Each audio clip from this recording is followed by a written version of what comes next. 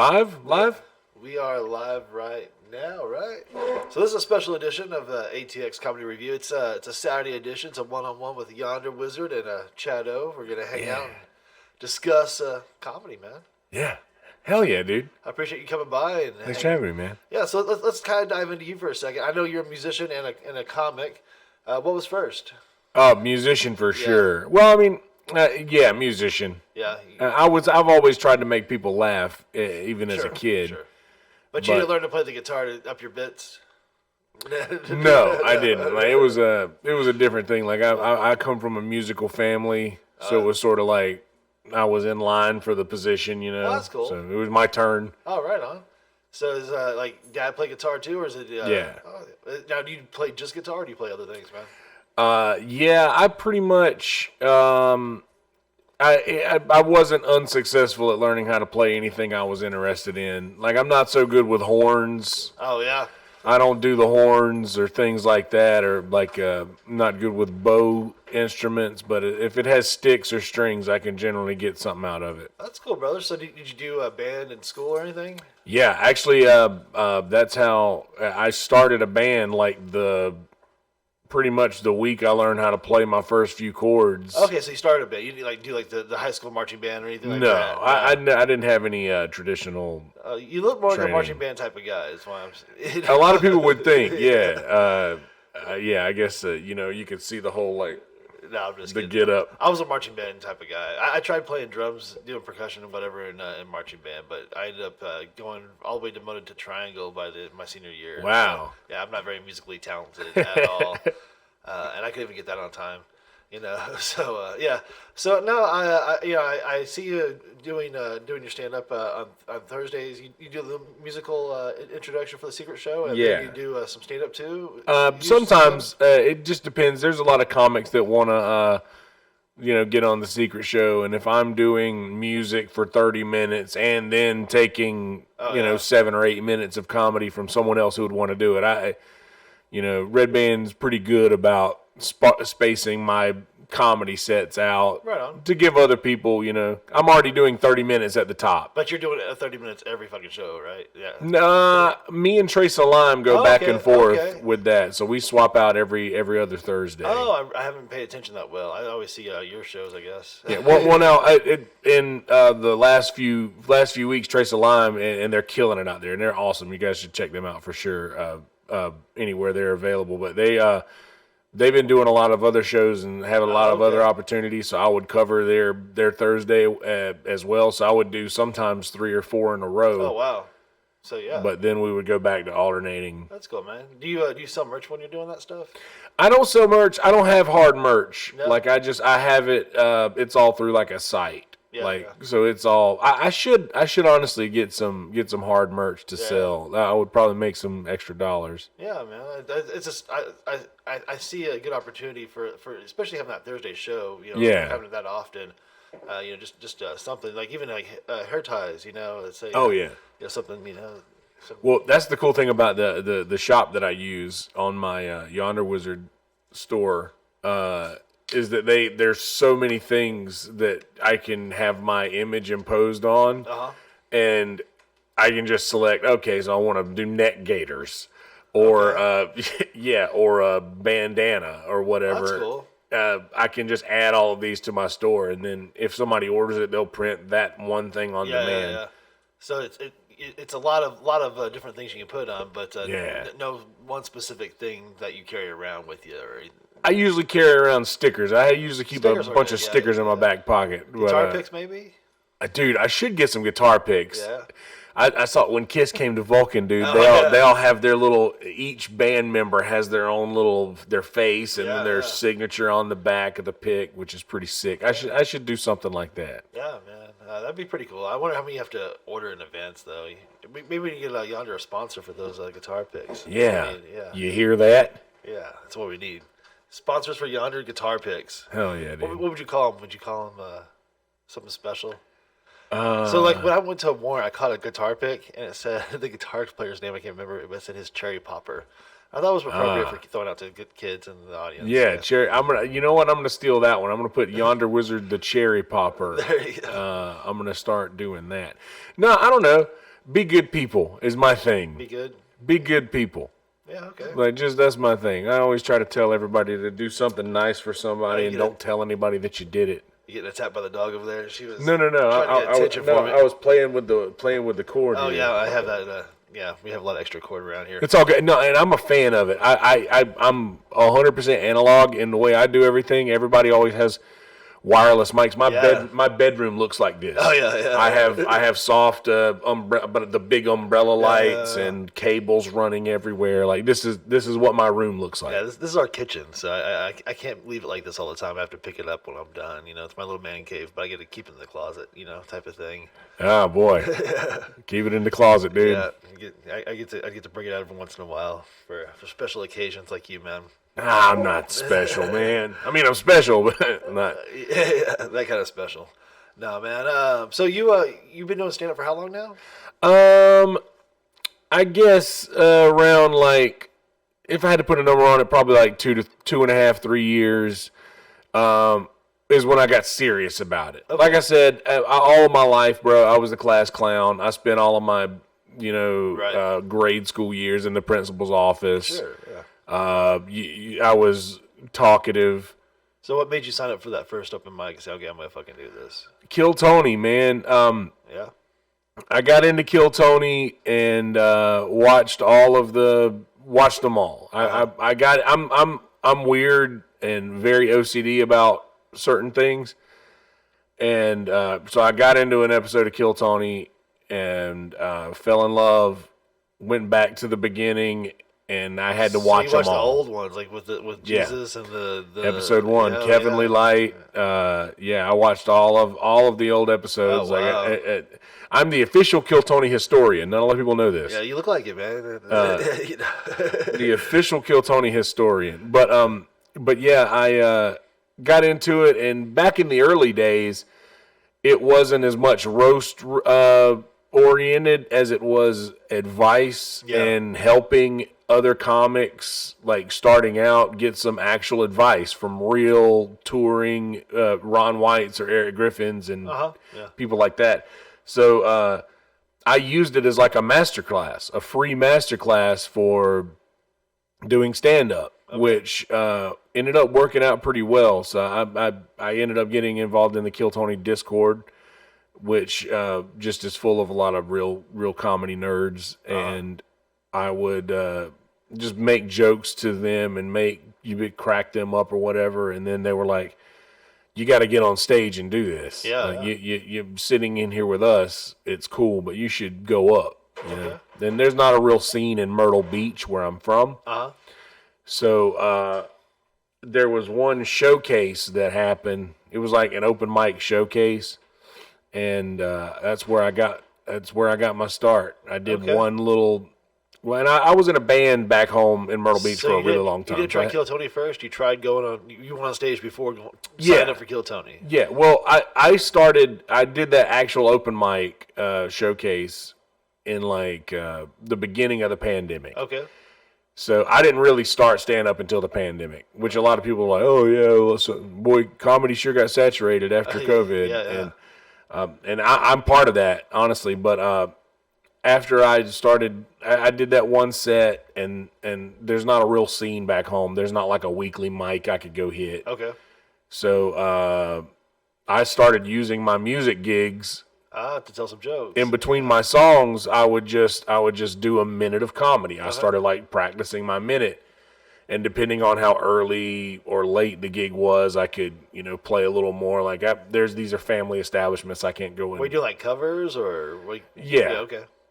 Yeah, I would do, but it's mostly covers in Myrtle Beach. I mean, I have originals. But doing bar gigs, doing covers. Bar gigs, man. You want to fill up the tip jar. You want that. Then you want people to recognize the song you're playing. Right. So and your jokes were a little bit of a way to be original within the structure. Okay. Well, that's exactly what I was getting at. Is that I had the opportunity finally, like, this is me, not just an original song. Because I'll play an original song, and my songs are just sad, generally. Sure, So people wouldn't really fuck with that too much. But as far as the jokes, I could get them to laugh, And then I would just I do a lot of crowd work because back then I'm doing 3 to 4 hour gigs, and I'm rarely taking a break. Wow. So I'm up there the whole time because I have like anxiety, and like it's on a stage I'm fine because I have my space. Okay. I can be in that crowded room as long as I've got my area. You can't come up here, and I have like I can if they try to. I'm like, hey. Stay where you're at. Right on, yeah. So I'm comfortable there. I'd rather just stay there and hold that spot instead of like taking a break and going down. So I just started like supplementing all that with like crowd work. Where are you guys from? Getting comfortable with doing that, and I would sprinkle in jokes and try minutes. Okay. Between the sets. So you were standing up there for 4 hours at a time just because you didn't want to deal with the crowd. Mm-hmm. So a good way to cure anxiety is get on stage and start singing. Is good advice for the people out there with anxiety. Grab a guitar and get a stage. And, that's just what helps you, man. I mean, that's crazy that you can be within person to person. It's just too much, but a crowd in front of you listening to you, you're all right. Yeah. Well, that's the thing. And I mean, I'm getting much better at the person to person. Like I made it my... it's sort of my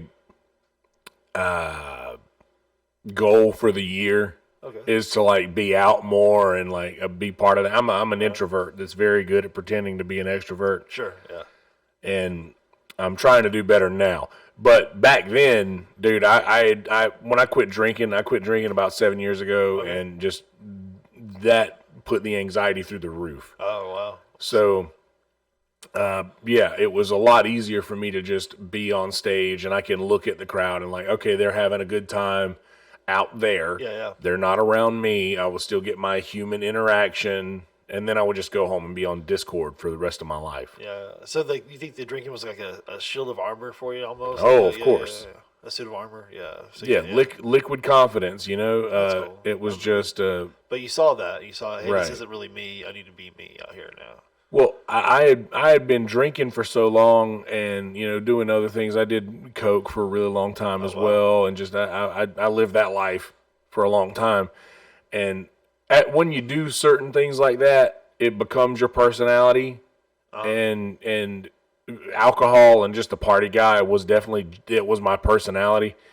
And then I was like, well, shit, do I really know who I am? Right. Or I've just been being this guy for all of this time, so I had no idea who I was. Yeah. So I started taking some time to do that, and just... Were you afraid the music or the comedy would fall off?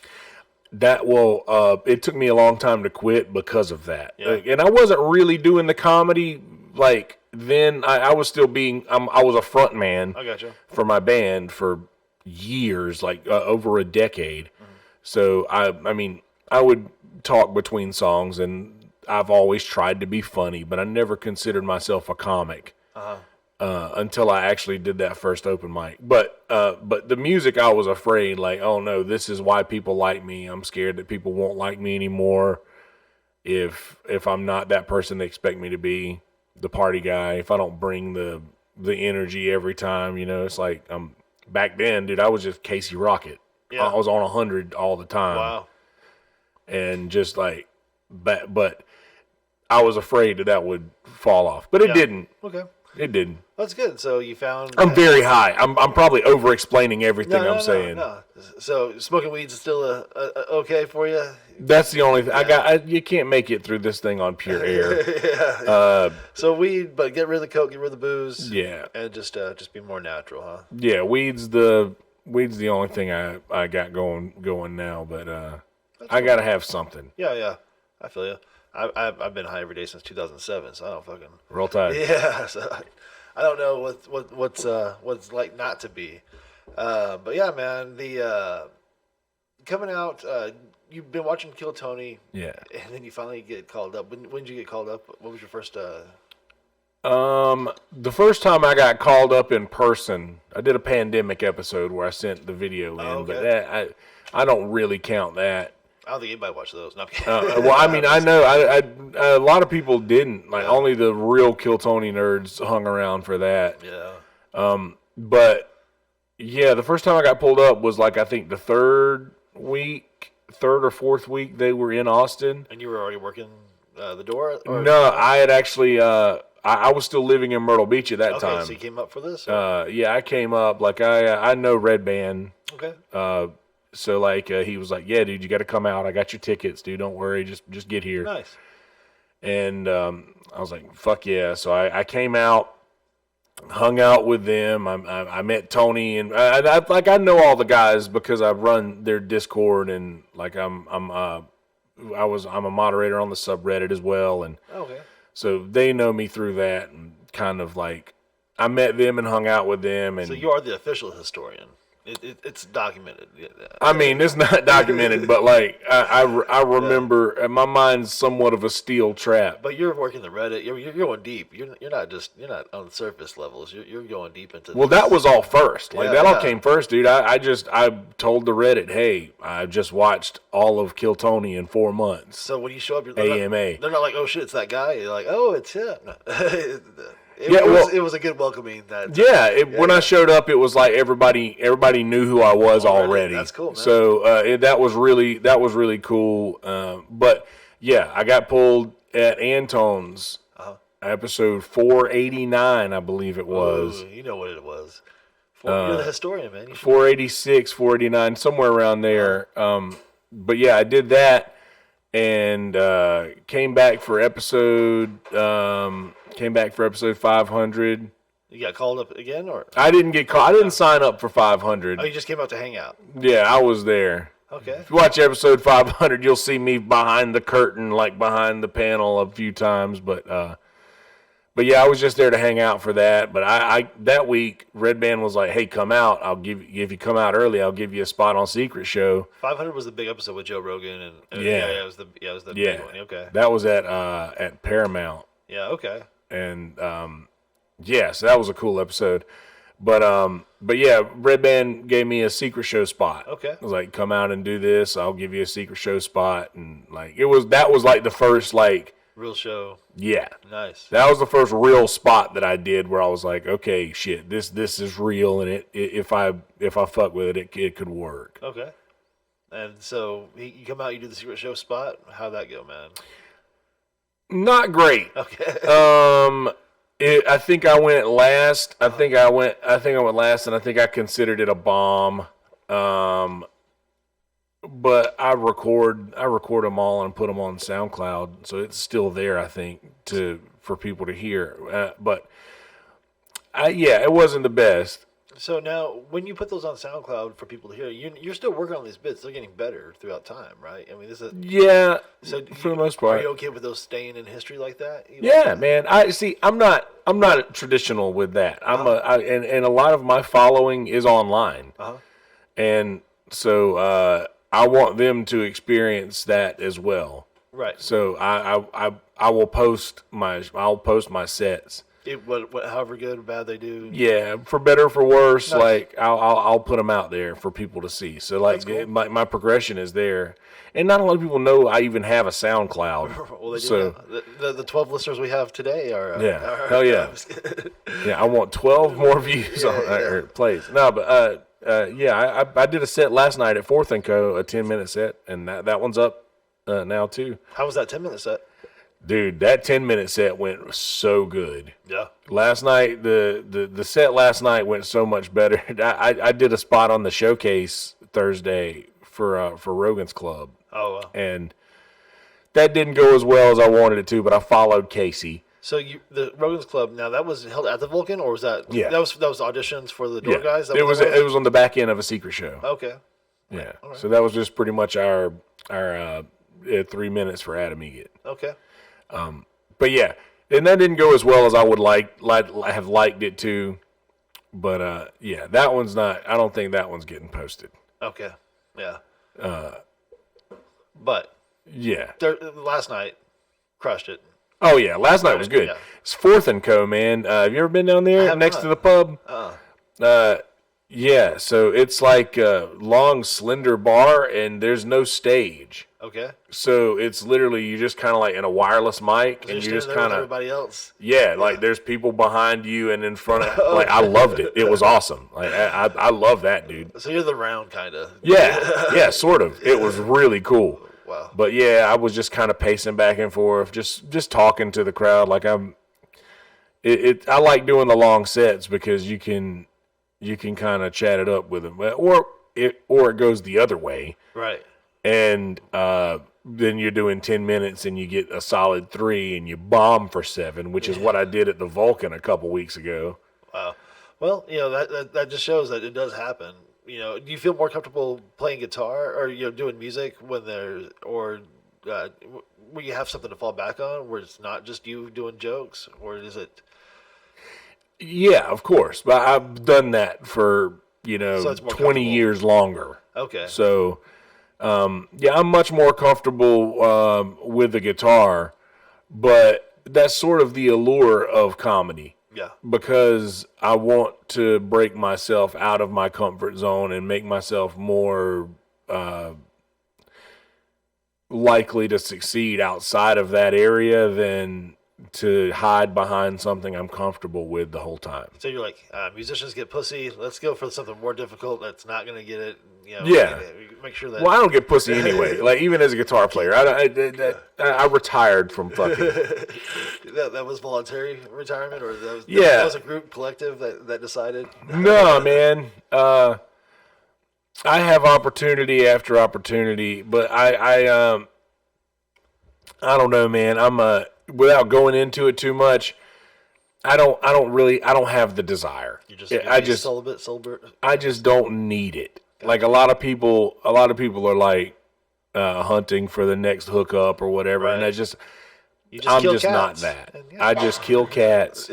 I walk through the streets of the alleys of Austin, and I just pick off homeless people with a silenced revolver. So I went from cats to homeless people. That was pretty quick. That escalated very quickly. Well, now we know who it is. Yeah, it's me. Yeah. No, but seriously, I just don't care. I don't care for it. It's just it's an extra brain that I have to take into account that is in close proximity, and it's just not my thing. So focus on your art, focus on your craft. Yeah. Don't waste your time with the bullshit. Yeah, and I mean that'll happen. Everything that I've ever gotten in my life, I haven't pursued. Uh-huh. I've just kind of waited for it to show up, and that has been wildly successful. Awesome.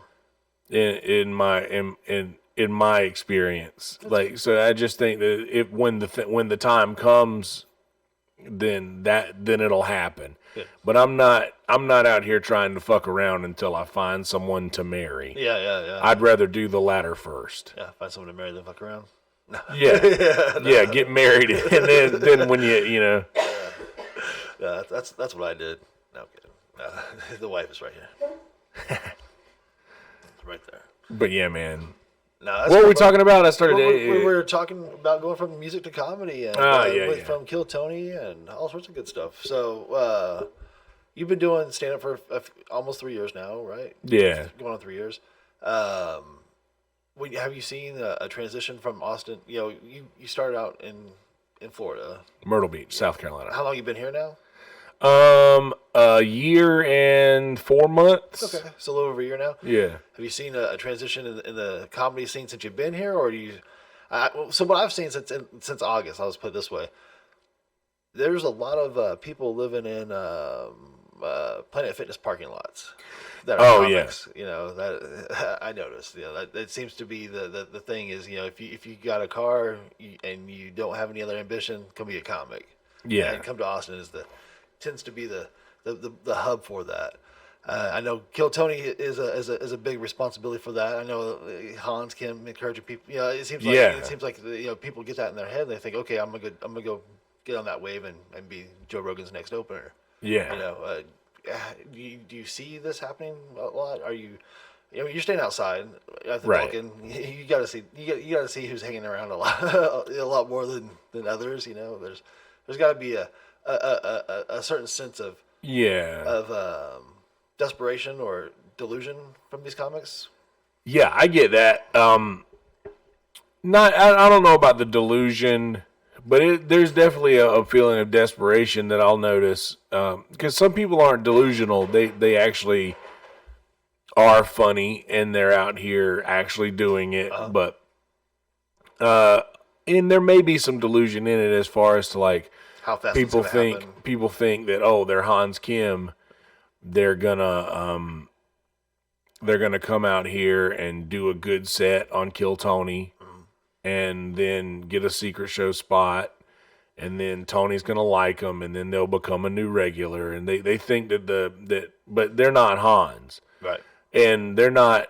Like, a lot of these people might sit down and stare at their phone and reword their jokes as often as he does, but it doesn't work that way for everybody. Right. And I think that there's too much stock in there's no one way to do comedy.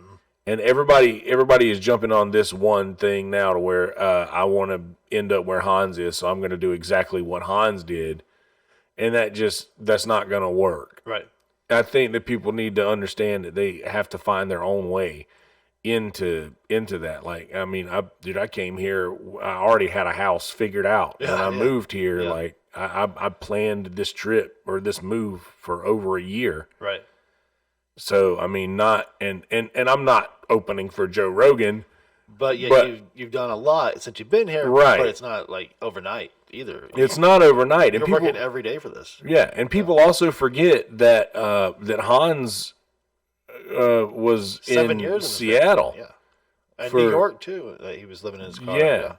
He did this for a really long time, and it may have looked overnight for those watching from YouTube, right? But they don't know. Like, I was there. I was there the night that, and he got pulled in on Kill Tony as well in L.A. a long time ago. But I remember the night he got pulled at Antone's. Derek Poston was the guest. He got up. He was the first bucket pull, and he crushed. Oh no! I was front row watching him crush, thinking, "Wow, this guy's got it." And then the next night, or a couple nights later, I saw him at the 500, at Kill Tony 500. This was the week they recorded that episode. And I was like, man, I was just bragging on you last night to the Discord. Like, I was like, man, you had a really good minute. That was awesome. And we did the secret show together that Thursday. Hans actually brought me up. And it was just, I remembered thinking that, holy shit, this is awesome. So I was there at the inception of Hans's journey in Austin. Uh-huh. And just talking to him then, like, he had been at it for a really long time. Yeah. He was literally, and I think that he showed the universe, or God, or whatever you want to call that thing, that he's willing to sacrifice all for it. Yeah. He's living in his van. A lot of other people think that's going to work for them. Maybe it will. But did the same thing for Tony. Tony lived in his car too. Yeah. You know? Yeah. Tony did the same thing. Yeah, I don't think any one way is the right way, but you definitely have to find your way. Don't try mimicking too much what others are doing, for sure. Yeah, that's the thing. Yeah. Everybody, it's already been done that way. They don't want to see it done that way again. Do it your way. Find what's going to be special about you.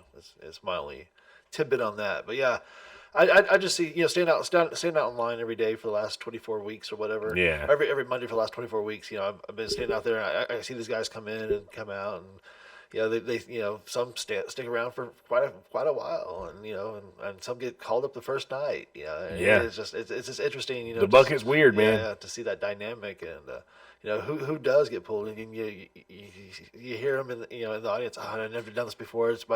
I hope I don't get pulled.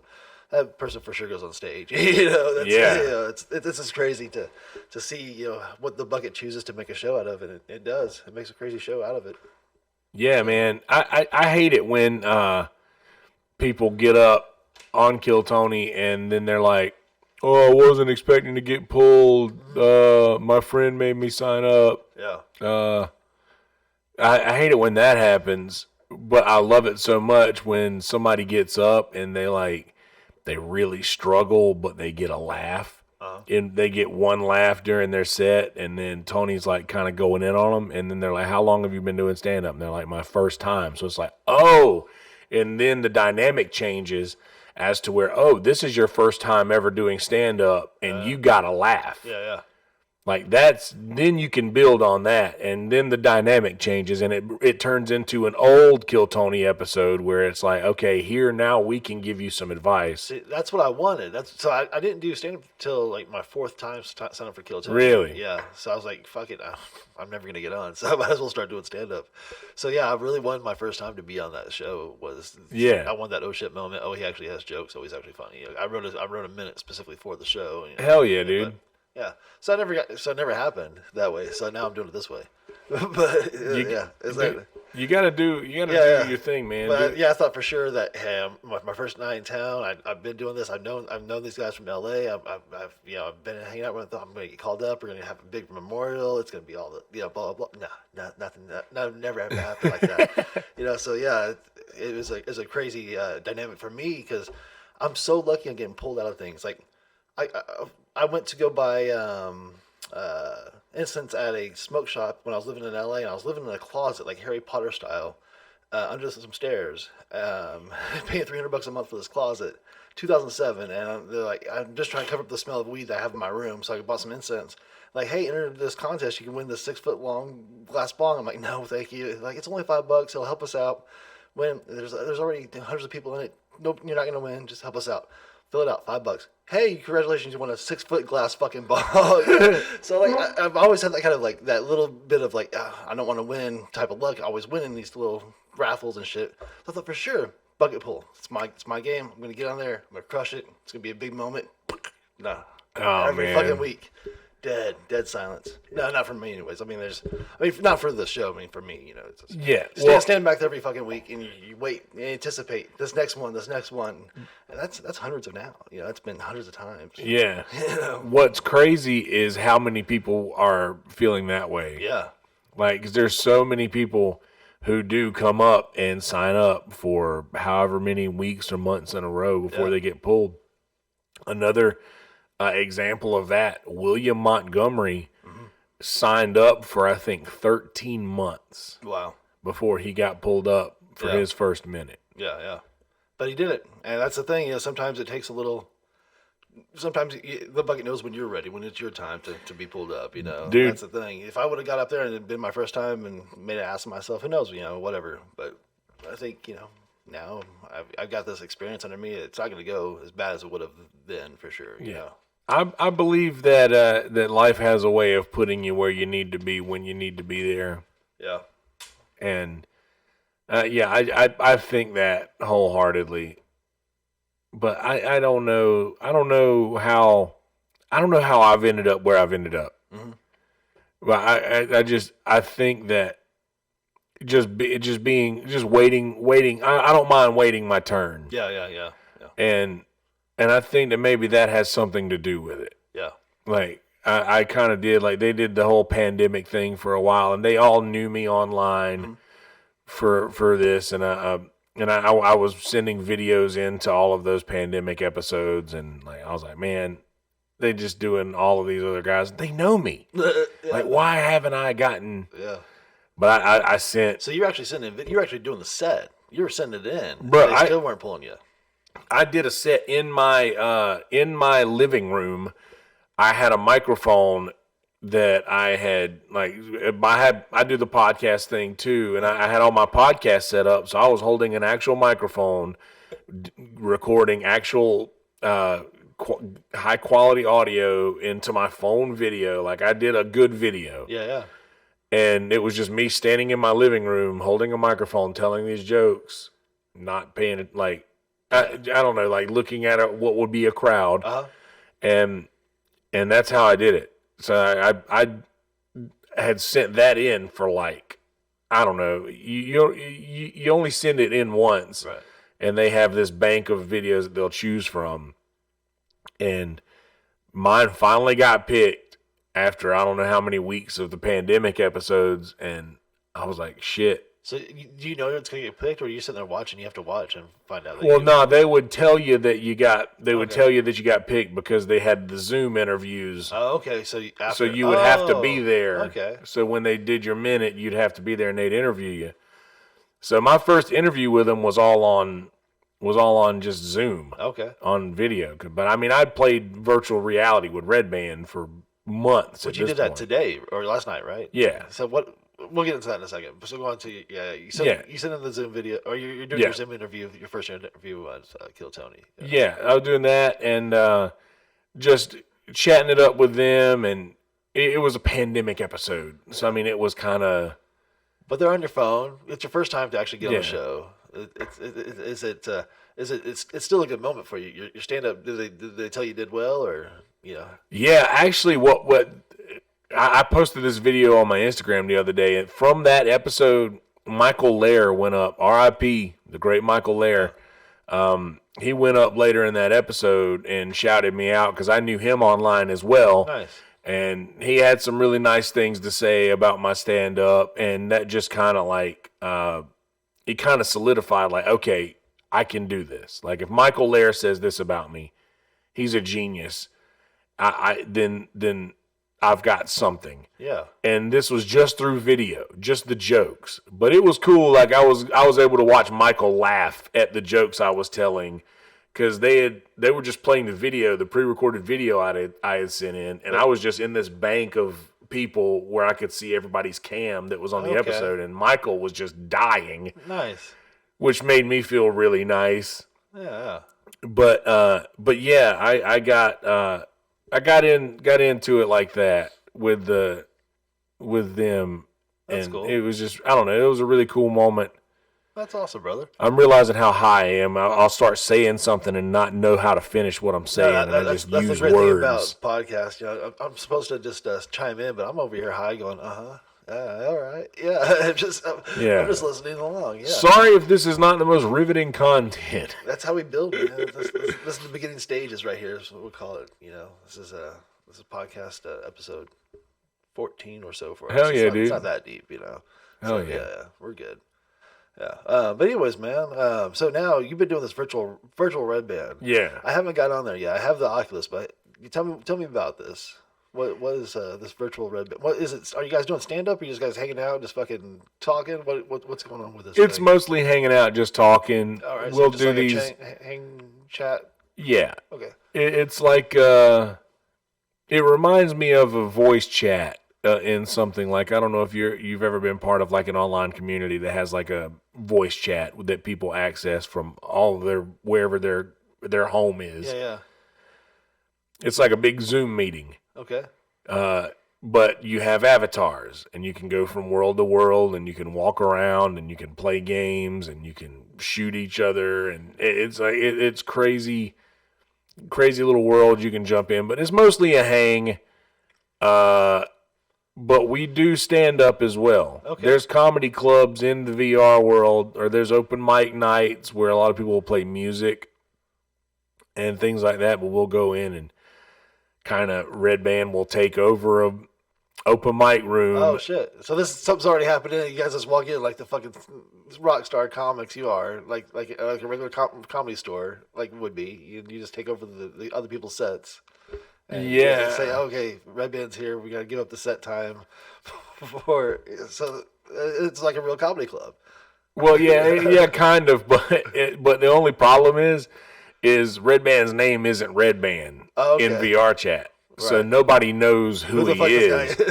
It's just a guy who comes in and he's like, all right, guys, we're going to do a virtual reality secret show here. And they're like, get the fuck out. And everybody's like,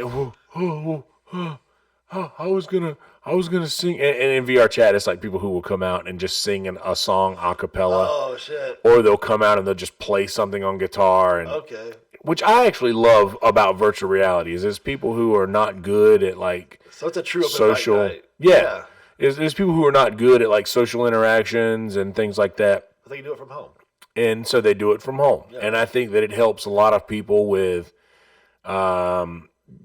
Being more social and being more personable and just being able to interact with other humans. Yeah, because a lot of people that end up in the virtual reality stuff, let's be honest, aren't interacting with people. They're not really out in the world interacting with people a lot. So it gives them the opportunity to, Yeah, man. So you guys walk into the room. Is it pretty welcoming once they figure out, okay, there's some real comics coming in here and they hang around and watch the shit? Well, kind of, but most of the time I'll do like music. I'll do songs in there because like that's sort of my bread and butter. Okay. But I'll do music in there, and then because I'm like one of the only comics that hangs with him. All the other guys are like normal job people, and they have normal stuff. But So he'll not still fans more.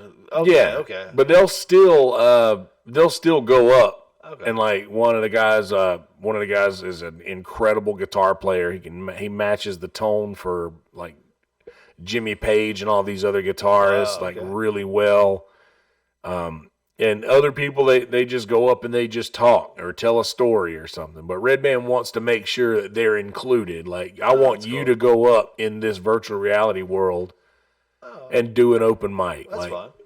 So yeah. How do you hear about the secret shows or the Red Band shows on virtual reality? How do you hear about these? It's just it randomly. You just got to be watching on his YouTube. So Red Band. Okay. YouTube.com/Redband. We go live just about 4 to 5 nights a week. Oh wow. We'll definitely go live on Monday, Tuesday, usually, and then definitely on Thursday, Friday.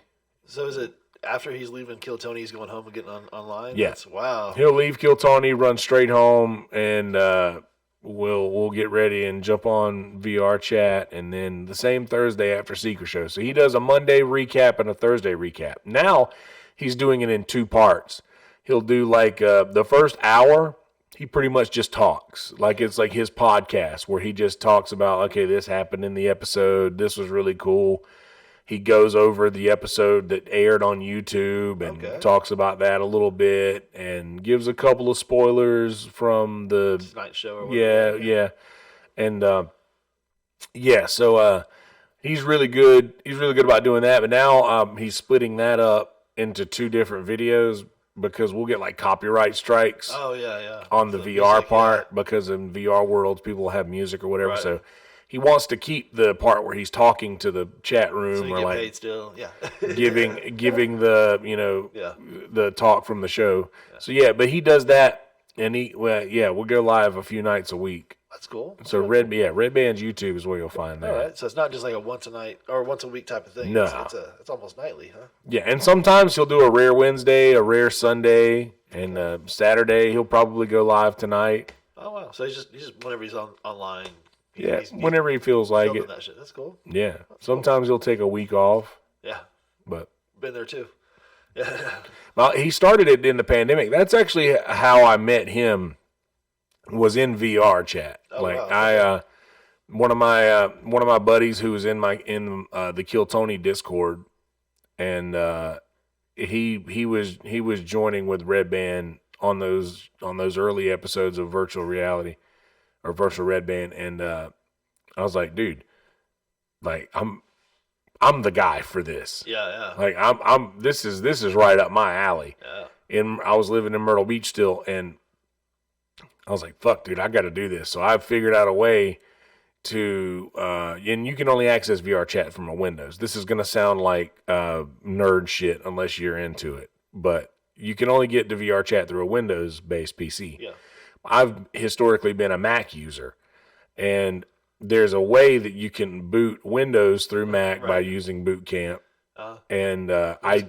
bogs everything down though, right? Well, sort of. You have to partition a bit of your Yeah. You have to partition a bit of your hard drive out to dedicate it to the Windows portion. So I did that. I partitioned a small amount of my hard drive to run Windows for my iMac and ran VR chat through that. And played VR chat on Apple. Nice. And so I think that kind of impressed Red Band that I was able to do that.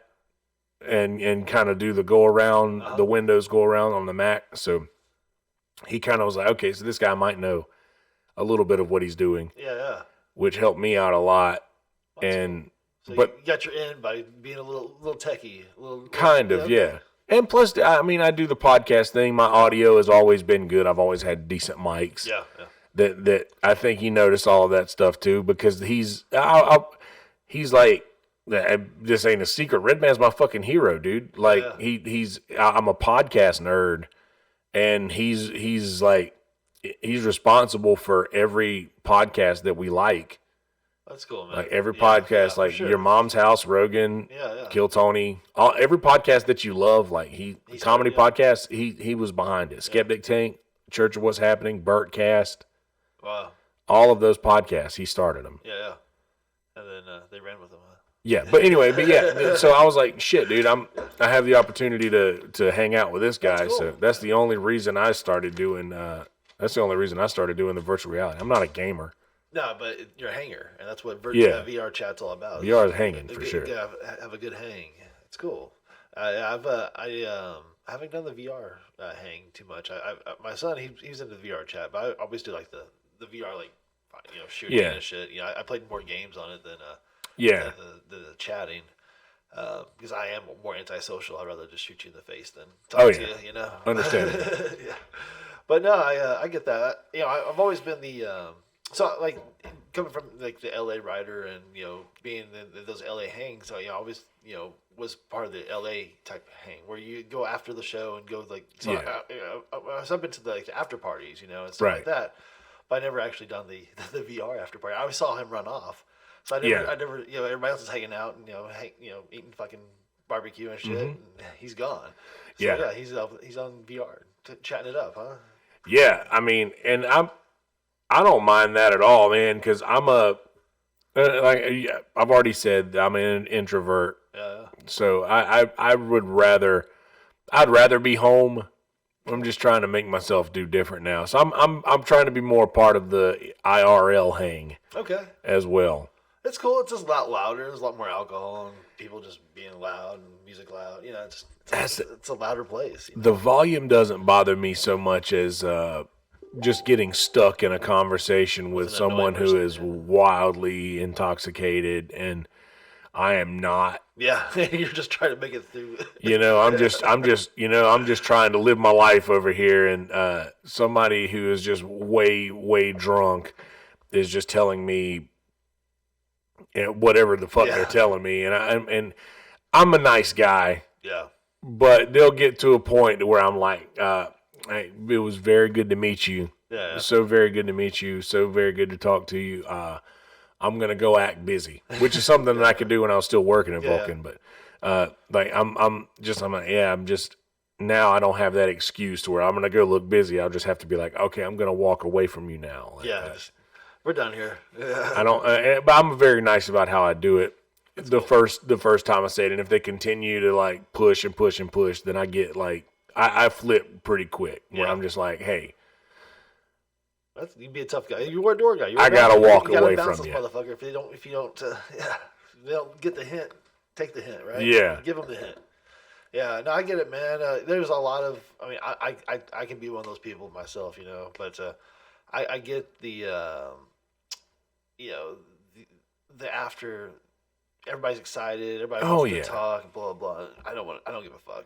A lot of times, I'm trying to get to my next set, my next mic. I'm doing trying to do 3-4 mics a night sometimes, and you'll run into these guys. Oh, that was want to talk to you about some bullshit. Like, I gotta get to my next spot. Yeah, I don't have time for this.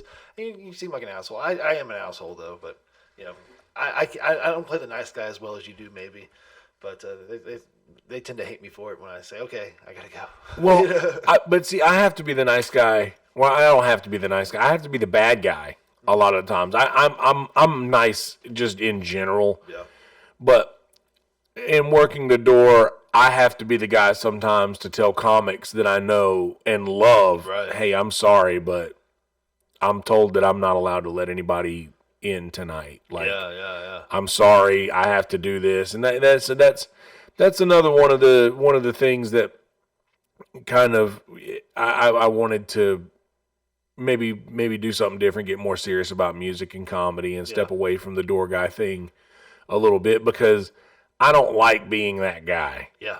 I don't like being the guy who has to tell people that I know and love things that they don't want to hear. Yeah, I get that. That makes sense. I don't like being that guy. For sure. And I think that I've probably kind of not burned bridges, but like I've left a bad taste in people's mouth on account of having to do my job. Yeah, but if they're looking for freebies, and they gotta understand too that hey, not every night's a free night. Well, it's not even looking for freebies as much as it is. Sometimes it's like I would have to tell them, hey guys, like please, please, I'm sorry, but like I have to do it to protect whatever's going on stage, and like so the crowd around the comics, like the comics would be like, yeah, but we're comics. But the people around don't know that. Right. They don't know that the people that are here to see Rogan are here to see Kill Tony or whatever. And Kill Tony's more party oriented, so it goes a little wilder. Yeah.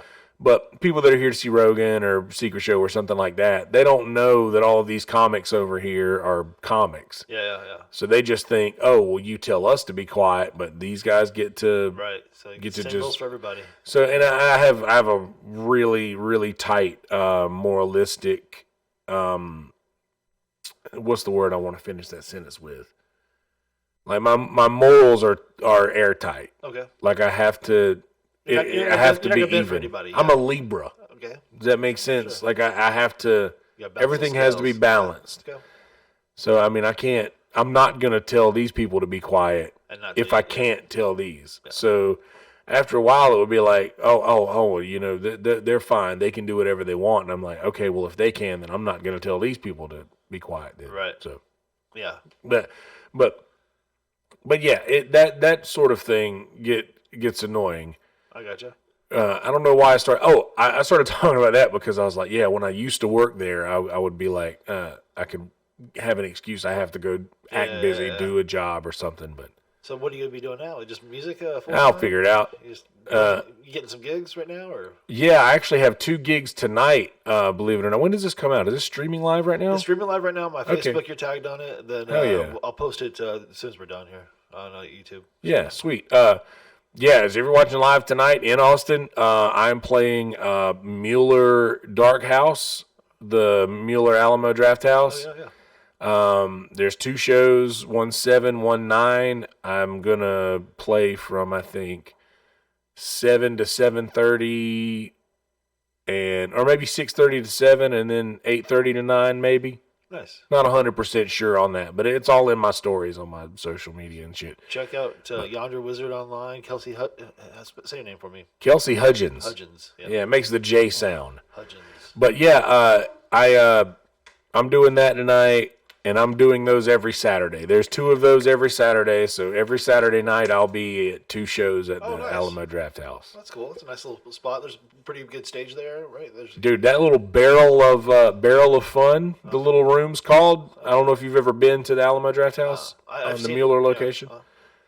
It's like a little room that looks like a barrel, a giant barrel that you walk in, and it's a quaint little room with nice seating.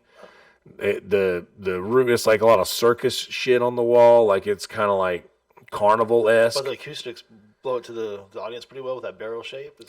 I really like the room. That's cool. It's a good room, and it's one of the few rooms that I bring my electric guitar to play, because they have a mic set up for the room already for the stand-up, and I'll just use that mic and just bring my own amp and electric instead of like doing my acoustic plug in to the sound guy, like it. So just my amp and electric guitar fills up that room nice. Wow, that's cool, man. Yeah. So that's a cool room. So is it like wood pedaling? I'm picturing it looks like a barrel. The inside of the room doesn't look as much like a barrel. Okay. The outside of the room is like this. Okay. It's a barrel like that you walk in. Oh, that's cool. That's fun. Yeah, it's called Barrel of Fun.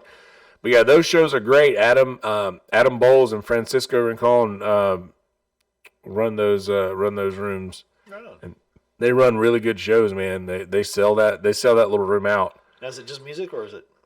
What is it? Yeah. Well, I'll be doing music. I'm going to be doing some stand-up spots on those shows too. But it's a coming show, up. But it's a stand-up show that I play the pre-show. Okay. For. So kind of like what you do for the shows. Okay. And honestly, I've been doing that a lot, and it used to bother me because I was like, man, I got jokes too, you know. Like but it used to bother me when people were asking me to hey, you want to come and play some songs before everybody else tells jokes, right?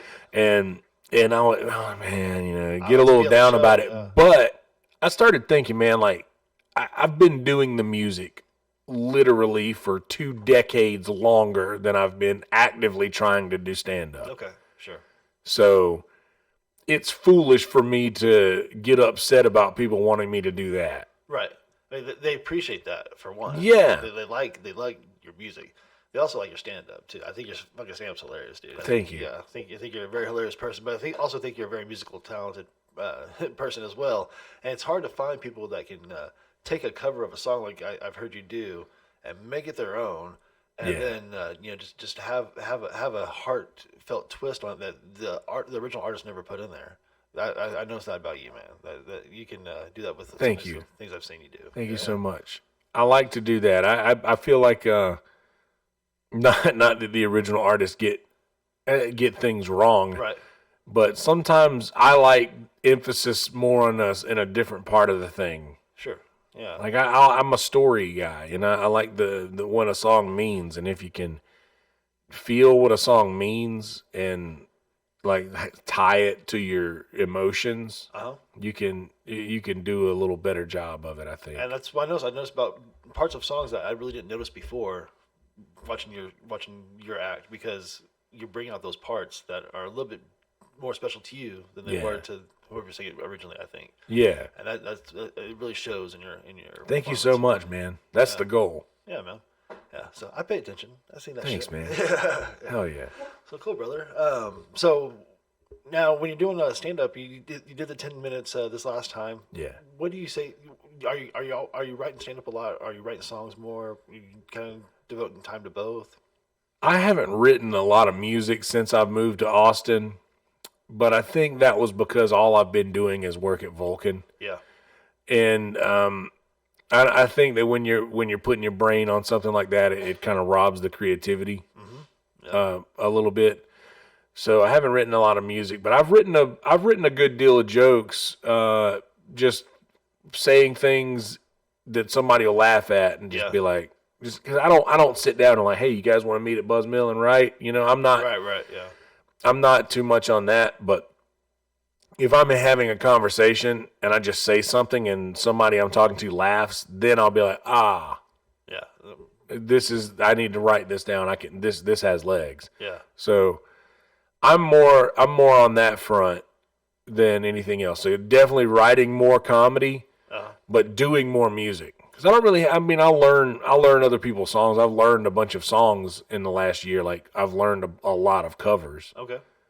But I haven't been writing a lot of my own stuff. You think more naturally funny than it just comes out more natural to tell a joke than to write a song, I guess, maybe? Would that be? Yeah, it's easy to say something and make somebody laugh in the moment than it is to like capture an emotion powerful enough to generate a song. And to put a tone and a tune and a Yeah, but I don't even I don't worry about the tone and tune at all. It's all about lyrics. Okay. Lyrics are king. Okay. They come first always. Okay. It's always the words, but it'll generally start with a line. Like I'll hear somebody say something and be like, "Ooh, that needs to be in a song." So I'll take a line that somebody says and like reword that the way that I would say it. Yeah. In my like biblical, like I'm a very ancient, like I like to write in a way that people don't talk anymore. Okay. So I'll put my little spin on it, and then I'm like, okay, now this is a song. Like in case in point, before I moved here, I used to go to the beach in South Carolina and just walk along the beach at night. And one night I was standing out there and I just had the thought, like, what if I didn't live here anymore? What if I did get serious about this thing, and move to LA and pursue my comedy and like I've done the music thing. I think I've squeezed this juice, or I've squeezed this orange dry. Right. I don't think there's any more juice in the Myrtle Beach area. So what if I do that? And I had the idea. I figured I could wander, and it just might end up over yonder. But till now, I've been just fine with standing here. And I was like, man, is sometimes it just comes out like that. Like the first time I had that thought, it came out exactly like that, and that's the opening line of a song of mine called "End Up Over Yonder," and then you'll just like, wow, that's a powerful emotion, and you'll just type that in, and then you just keep typing, and it fills itself in almost. You write a lot of your stuff on your phone? Exclusively. You don't do anything by pen and paper? I can't read my handwriting. Yeah, me either. But man, something about that connection makes me retain it better. It seems like when I jot it down, because I'll write the shit in my phone and then I'll take it and put it on a note, and then it seems like I just a little bit better. But you got it all in there, man. It's in here to begin with. Yeah, to each his own. You know, I have written by hand, but every time I'll be writing by hand, for me it was like, yeah, I'm gonna do it this way because this is how, you know, Bob Dylan did this, or Townes Van Zandt did this, or, you know, this is how these guys did it. So, but I'm a tech guy. So what works for you is the tech. So I mean, and plus, I'm not one that like, I want to see how the song was the first time I wrote it, and I want to see how I crossed out this word and did that one. I don't care about that. I want, if like, okay, this word is wrong, then let's get rid of this word and put another word there. Yeah. And like that, I just think that's my way. Yeah, that's how I write my books and stuff. I don't really write it on paper. I'll put it on I have an idea where I'm going. I might write out some stuff, but it's all going on. In the digital form first. And for me, like, the phone is the quickest way. The phone is the quickest documentation you can do. Yeah. Like unless you have a pen and paper in your pocket all the time, you know, you can't just take that out, and then you can't write as fast as you can think, but you can type as fast as you can think. Right. If you're good at it, you know. Same with writing, though. If you're good at it, you get there quick. But yeah, there's those shorthand guys who. But I can't read. Yeah. I have serial killer handwriting. Dude. I do too. I really do. My grandmother has kindergarten papers of mine from school, and I have the same handwriting I always had. Mine might be worse because I actually took my time more than. Yeah, it's probably worse than it was then. Yeah, and I'm the same way, brother. But yeah, something about going from the digital to the actual paper. I'll have these note cards of just sets that I just go through, and I'll make new sets and move around. But yeah, just something about having it written down. And just I get it better. It's just one more form. It's for the joke writing, for the joke telling, anyways. You know, because it transfers it from the technical form that I wrote it in, to more of a loose form that I can handwrite it in, to even a looser form that I tell it in. You know, it's nice. Yeah, I guess how it works. See, I always end up, I'll type out a joke and I'll read it and be like, okay, this is redundant, so I'm going to get rid of that. And I will like write like a 3-line joke that by the end of it is just one line. So you're always self-editing, just bringing it down to the best. Yeah, I want to get rid of words that I don't need. Jerry Seinfeld said to somebody one time that he pretends when he writes that every word costs him $1,000. Oh, all right. So he's like, I want to write the most frugal way possible. Okay, interesting. So I'll edit down like a motherfucker, dude. But I do the opposite in songwriting, which is funny, is because songwriting, I'll take one feeling and stretch that into 3 to 4 verses. Wow. So yeah, okay. Just different sides of the emotion, you know. Yeah. Okay. It's funny. Well, that's cool, brother. Anything you want to tell the audience before we wrap? Anything you got coming up soon besides what's going on tonight? Yeah, just every Saturday at the Mueller location, Alamo Draft House. That'll be 7 and 9 p.m. 2 shows every Saturday. Every other Thursday at Vulcan Gas Company for Death Squad Secret Show. And then I can't say what I was about to say. There's going to be other secret shows happening. There's going to be more. There's going to be some more stuff happening in the future whenever Rogan's Club opens up. That is pretty exciting new developments. So before we leave, you did the door guy audition for Rogan's Club. You said you were being a door guy, but when it comes to Rogan, you got to go for it again, right? I mean, it's more of a comedy. I'm here to help, man. That's what I'm here for. And there's developmental spots for comedians it would be more comedy store right. So you're oriented. Really bouncing so people. You're more of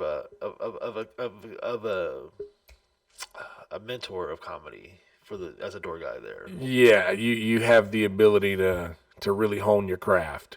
That's cool. And everybody had to audition for that position, right? Yeah, it was. They invited, I think, 40 comics. I think got the invite, and yeah, it was a long night. That's cool. And you went up after Casey Rocket, huh? I followed Casey Rocket. Wow. And we're different, man. Yeah. You're very mellow, and he's very high. Which I think every comic in Austin can say that. Yeah, everybody's awesome. Casey is his own monster, and dude, he ain't going nowhere. No. He's here for the long haul. For sure. So well, that's fun, man. So it was an audition. It was a show. Was there an audience there? Or? Oh yeah, it was a secret show. It was a secret show audience, and they did an hour and a half of long sets, and then about 2 hours, a little bit more than 2 hours of just 3 minute. Wow. Banging them out, just 3 minute sets. Open mic. And Asana Mod went up, reset the room. All right, guys, I'll give it up for Casey Rocket and next comic Yonder. Just like quick bang, in and out. Oh, so they did have a host though. But Asana hosted. He went. Asana Mod is a fucking animal, dude. He's a monster. He went up after every single comic for like 40. I think it may have ended up being more than 40 comics, and he went up between all of them and like reset the room. Nice. Like he's the man. Cool, man. I've been watching him do a lot. It's also a door guy. Yeah. Wow. Also a comedy store door guy. Wow, that's awesome. I didn't know that he was a comedy store door guy. Him and Derek and Dylan Sullivan, David Lucas. Yeah. All of those guys, comedy store door guys. Wow, that's cool, brother. Well, cool, man. So yeah, watch for the comics becoming doormen at the new Joe Rogan Club. It's coming up. Do we have a date? Do we know? I'm not 100% sure, but we'll see. I haven't heard anything yet. No first show announcements or anything, but there's tingle in the air because it's close. Huh? There's electricity. I hear that liquor has been ordered. Oh, the bar is being stocked. Look at that. That means close. Well, cool, brother. I appreciate you coming out. Yeah, thanks, man. And doing this special edition comedy review. Tell us about you and who Yonder Wizzerd is. And thanks, us, man. brother. Yeah, thank you so much. Hell yeah. Right, cool. And we out. Perfect. Yeah.